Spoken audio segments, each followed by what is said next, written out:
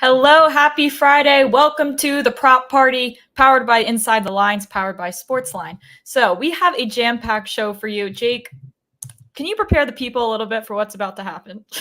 Yeah, I was just laying down in bed. I couldn't fall asleep. So I was like, you know what? I might as well get these props done with so I don't have to worry about it tomorrow. Try to get the lines in.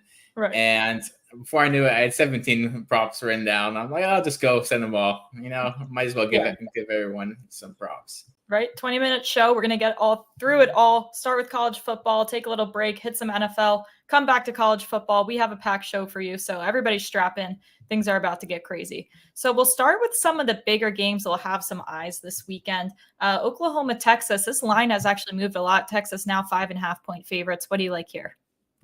Yeah, I like Dylan Gabriel to throw a pick in this game. I don't mind playing it over here. The total moved like crazy. We highlighted that earlier in the week. Mm-hmm. I think this could be a good spot for a live over, but I think if Texas' offense is looking good, Oklahoma's going to have to throw the ball down the field. And Dylan Gabriel has been really good this season, but he's good for one or two mistakes a game, and Texas' defense will make him pay. They got a pretty good secondary.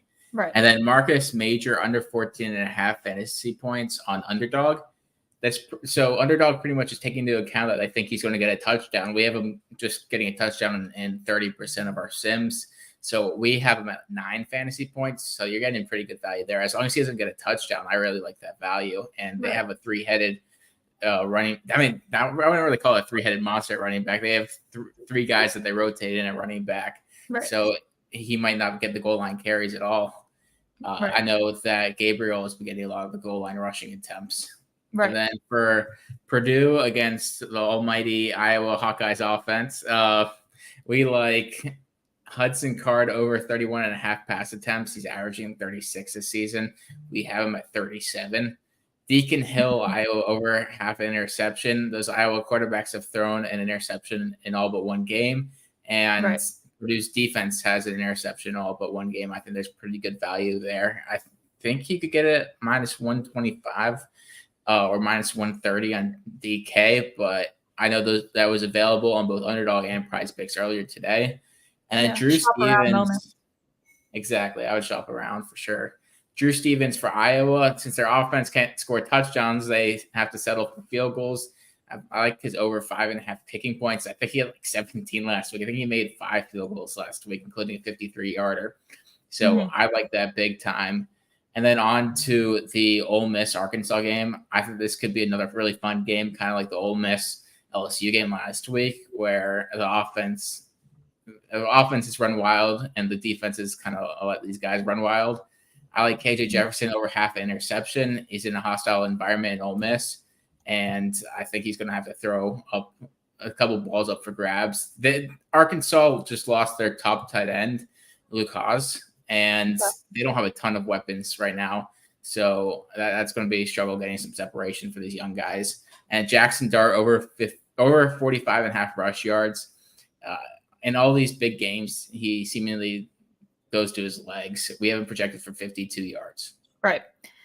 Before we move on to some of your other props, I saw Nick S. doing his research, looking at Jaden Daniels over 294.5 passing yards, playing Missouri. Stevens looking at the model right now. We'll see where we are with that. I definitely want to go under here. I would definitely lean over. I played on Prize Picks. Daniels and Brady Cook over 550 yards combined passing. And just because I think we have under projection, but we tend to have under projection. I think that these quarterbacks could throw 40 times each. And if you look at their completion in yards, you'd lean towards the over if they throw more than expected, especially since the both teams don't have great running games and not great secondaries. I'll tell you that. Right. All right, let's do a little rapid fire. Some other props. Look, these are props that Jake's paying attention to that not a lot of the odds makers are. So this is where you're going to find the value. So let's look at some of these really quick. Yeah, so this goes into that LSU Missouri game. Luther Burden and Xavier Worthy's in that Texas game, but Burden's averaging like 140 yards per game. So if he gets his average, you just need Xavier Worthy over 42.5 yards. We have it projected for 70 yards. I think both players could get in the high 100s here. So, and if only one gets 150, the other guy doesn't have to do much. So I really like this play. We have them for around 200 yards combined in our model. Braylon Allen, we have him projected for 114 yards now that Ches Malusi is out for the season. He's going to get a bulk of those carries in Wisconsin, and he's due for a big game. Cade Stover has been Ohio State's number 3 target. And if Marvin Harrison and Mecca Igbukwe are getting locked up, Kyle McCord is going to check down to Cade Stover, and he's averaging 80 receiving yards per game this season. So I really like that play. We're going back to Jalen Milroe over half interception, which we were on last week at plus money. This time minus 105, but he's on the road in a hostile environment at Texas A&M. He still makes some bad throws. He's good for a couple of those. He relies more on his legs right now, but he has good touch on long balls, but sometimes he just underthrows them. That's what happened last week. Kobe Paysour for UNC. The big news for UNC was that their top transfer, I think Tez Watkins, or something like that, transferred from Kent State.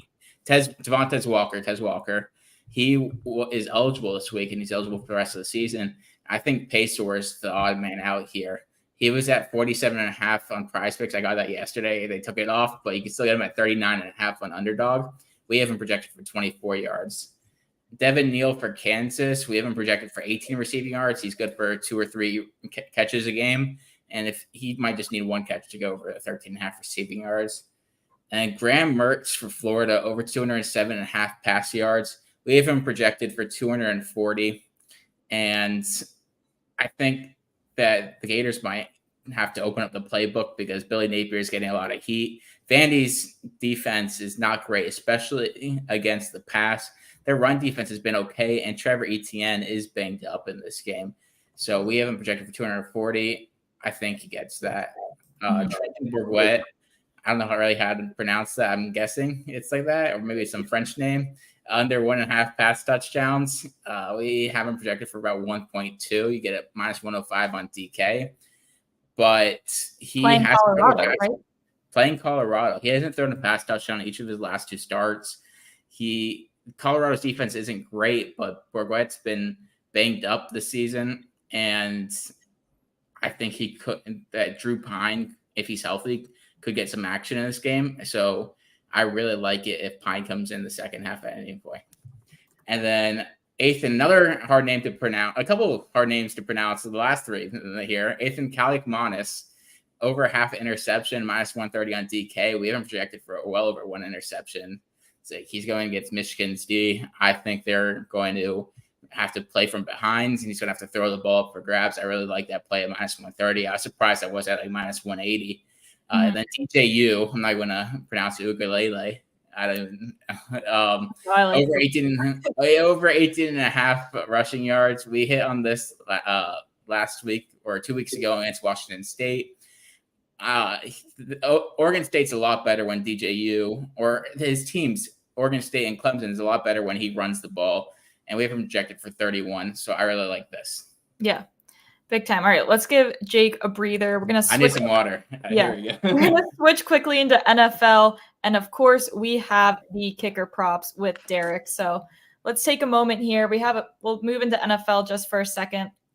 Let's talk about the kickers, Derek. Someone's got to do it. Yeah, I mean, people look down upon these kickers, but hey, they're consistently kicking at least 85 and 90%. Yes, I know you would like this one. So Jake Elliott, over 1.5 field goals made, minus 120 on DK. So this year he has made at least 2 field goals in every single game. The Rams, their opponents have an average 2.3 field goals made per game in this season. The Eagles have not been scoring touchdowns at a more frequent rate than last year, so a little bit less. So they've been kicking field goals when they was getting in the red zone. I'm here for that for the kickers. That means my guys get more opportunities to make field goals. And my Sportsline model has over for this as well. So that's why I'm going with the over for Jake Elliott. Another hard name. Here we go. Yeah, so I just say Fairbear. I mean, I'm not even going to try his first name. I just call him Fairbear. I've always been looking for an opportunity to put him in my props. However, last year with the quarterbacks that he had to deal with trying to get them in the field goal range, he really wasn't averaging over one field goals, especially at the end of last season. So this year, however, with CJ Stroud as the quarterback, he's been averaging at least 2 field goals made in every single game. And the Falcons, they give up over 1.5 field goals made in the game. So since he has an efficient quarterback in CJ Stroud to move the ball up and down the field, he has a better opportunity to make at least 2 field goals in this game. And the Sportsline model is also on the over for this game as well. Right. We love when the model agrees. A quick question in the chat that I feel. Go ahead. I mean, over on the prop. Sorry. Oh, yeah. Yes, of course. So a question about where you can find these projections that we're talking about and showing in the video. If you're a Sportsline member and you go to the specific game and you go to DFS projections, that's where our projections for these players are. So that applies to your player props. So again, DFS projections on the Sportsline specific game page when you go to look at these games. And then also, if you are in fantasy, if you go underneath fantasy and look at these specific players, you can find this information too. We power that as well in your projections for fantasy. Right. I'm seeing a lot of questions in the chat, which I love, but we're going to hit just one or two more props from Derek and Jake. We'll bring Jake back in. Hold on. Here we go. All right. So let's talk about some of these props here. Damian Pierce, we'll start with first. Jake, that's your prop. I'm going to leave the screen so you guys can see all this. Yeah, I finally caught my breath now. Damian Pierce, I got over 48.5 on Prize Picks. We have him projected for 58 yards. Atlanta's coming back from London, and I think travel is not going to help, especially since their run defense is probably their strength of the defense. But I like this a lot. We have him for 58. I think he gets the over. I think that since Stroud has been so good that they can't really load the box.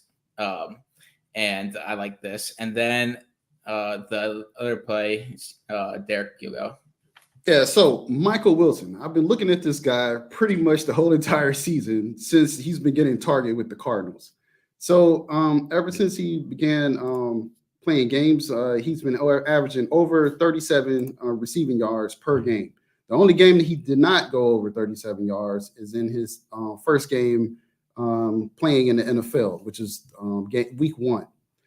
After that, he's been going over the 37 receiving yards. And so with him going with being paired with Josh Dobbs, they have had a very good connection. He's caught 14 out of 16 passes from Dobbs. For a passer rating for Josh Dobbs was 158.3. That is a perfect passer rating for a quarterback. And his his yards during that time of catching those 14 balls was 237 yards. So our Sportsline model has an over for this prop, and I'm liking it because of the defense for the Bengals in the back of the secondary is very inexperienced. So I would think he would not get a lot of attention and go over 37 receiving yards. I like that. I like the sneaky play there. We're going to hit a few questions in the chat quick with one about Zay Flowers. Steven pulled the model up for us to show that. We have him projected for, where is it? There we are. Yeah. 55 yards for us. So we definitely have value on the over there. We like that play. Steven, while I have you there, let's look at a few other questions for running backs, looking at James Conner and Breece Hall. I'll bring you in. We like over 16.5. We like over to 16.5 for James Conner. And the other one was Breece Hall. So the Jets game, we got a slight lean on the under. Why am I not finding it? which is surprising. But so our number might be a little lower. What's this over on? What's the line on Brees Hall? We have the under.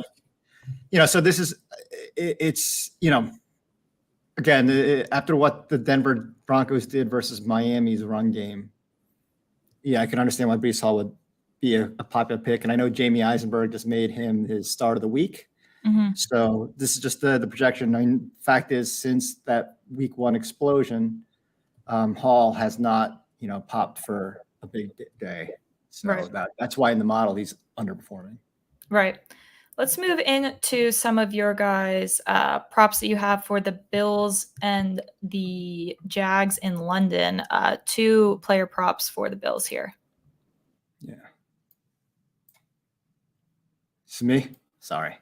Was Gabe Davis yours, Steven?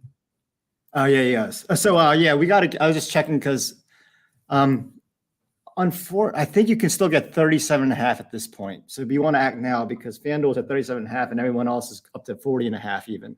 So act now. He averages – the over is only 13 and 12 in the last 25 games, but he's averaged 57 yards in this situation. Buffalo is targeting 2 wide receivers, Diggs and Davis, and 2 tight ends. So it's pretty. So Davis's percentage of yardage is around 25%. So really, anything over 200 yards, he should be get pretty close to getting this over. I like that. We like Bills big against a spread. So that's because we like Davis and Diggs to have some big plays. But if we're wrong, it's kind of a hedge opportunity, because if we're wrong, then it's a closer game and you don't have just Buffalo handing it off for the last quarter and a half, protecting a big lead. So either way, I kind of like an opportunity for Davis to get his yards. Cool, then Kincaid is Jake's lazy pick. Yeah. So I'm 2 for 2 betting on Kincaid over. I might as well roll with it until it doesn't hit. The Jags have notoriously, I'm a Jaguars fan, and we've notoriously been bad at covering tight ends. I know last week, Jonnu Smith had the big game, not Kyle Pitts, against the Jaguars. Jonnu Smith had like 80 yards receiving, 90 yards receiving. And I think Buffalo wants to get Kincaid more involved. They've been getting him involved early in the game, but then they've been blowing out teams, so they haven't really been able to feature him in the second half. But he's been hitting the number a lot in the first half within his first couple of receptions. So I think he gets 30-plus receiving yards here. I really like that play. Yeah, we might as well do it until it hurts us, right? Another play that we have the same theory with, Steven, going back to Rashid Shaheed. We'll talk about that soon, but why don't you rip through these props quick? Yeah, so Shaheed I like because, we saw how embarrassing the Saints offense was last week. They targeted Alvin Kamara 13 times and he had like 13 yards or something ridiculous. Olave had nothing. So I think that just the fact that Christian Gonzalez is out probably for a while for the Patriots, and J.C. Jackson, he's coming back and he's obviously familiar with the defense, but probably isn't going to be ready to go day one. And Judon is out. So I just think that they're going to actually try some deep balls. I also like that Shaheed's number was 36.5 when we liked the over 3 weeks ago. So the market's come way down on him, even though performance-wise, the reason why he hasn't popped is because last week's debacle. So I think that he's still the player that should have been set at 36.5, and this is a market opportunity. Although I think it may have eked up to 28.5, but I still like that, obviously. Mm-hmm. Gus Edwards. So Gus Edwards is another player that when he was the backup to J.K. Dobbins, his line was 29.5. And this is when everyone thought Baltimore wouldn't run as much. And again, that Gus was RB2. What we see now is the Ravens are still averaging over 150 yards a game, still running the ball more than passing. And Gus is RB1. So the line's only gone up 14 yards despite all that. So I love the value there. And I think that Gus is he's basically a Hall of Famer on his per carry basis, but in my book. The Steelers defense also is configured to rushing from the edges. And so the Ravens have been destroying teams going up the middle, including with Lamar. And that's where Gus really thrives. So I kind of love that matchup. Tyler Linderbaum, our center, has been playing phenomenally well, and he's fine. Right. Devon Achane. So here's another opportunity where 50.5 was the low yesterday. The lines come down to 49.5 at Barstool. At least it was. Odds and Sims have Miami as a double-digit favorite, which should lead to a lot of rush attempts at the end of the game. Achane's is technically the backup, but we saw what happened against Denver, where he just feasted late. Right. The Giants are allowing the 8th most rushing yards per game, and in their two road games, they've allowed 134 and 146. Mm-hmm. So you have you have A-Chain, who I think is in for 50% of the carries in the situation. So that should be at least 10 carries. He's going to rip off 5.5, 6 yards per and cruise over that. Right. And the chat was talking about his anytime touchdown, so which could be good value. Just overall, a good player in this game. Yeah, I mean, we have huge value in fantasy on A-Chain this week, and we have actually like most are an A-Chain. So anytime value. What's the line that people are seeing? I don't know if they can, but in our projection, he is averaging 0.99 touchdowns. Get me off the screen. 0.99 touchdowns combined rushing and receiving. So yeah, that's a pretty good. Assuming the line isn't Christian McCaffrey-esque, right? If it's anywhere, if it's plus money, then yeah, it's awesome. Right. It's an awesome one. Yeah. So that is all of our props. I know there's some questions. Jake and Derek have been doing their best, and Steven, to get to a lot of them in the chat. But if we didn't get to any, please feel free to reach out to us on Twitter as well. We'll hit a little recap for you guys. This might be a screenshot moment. I'll leave this college football recap up for you. These are great for Prize Picks plays overall if you want to make your own Flex Friday or whatever it is. So we have this college football, and then we have our NFL recap as well. So this Friday prop party has been working out for us pretty well so far. So we hope to continue the success there. We will take a break tomorrow for Saturday, but on Sunday night, me and Steven will be looking at look-ahead lines for Week 6. This is probably the most valuable show if you're looking for spread value, because we're pretty spot on with seeing where the books are going to end up a couple days later. So the Sunday night show is really important if you want to get some value. So 8:15 Sunday, we'll see you there, and we'll start this whole thing again. Good luck, guys.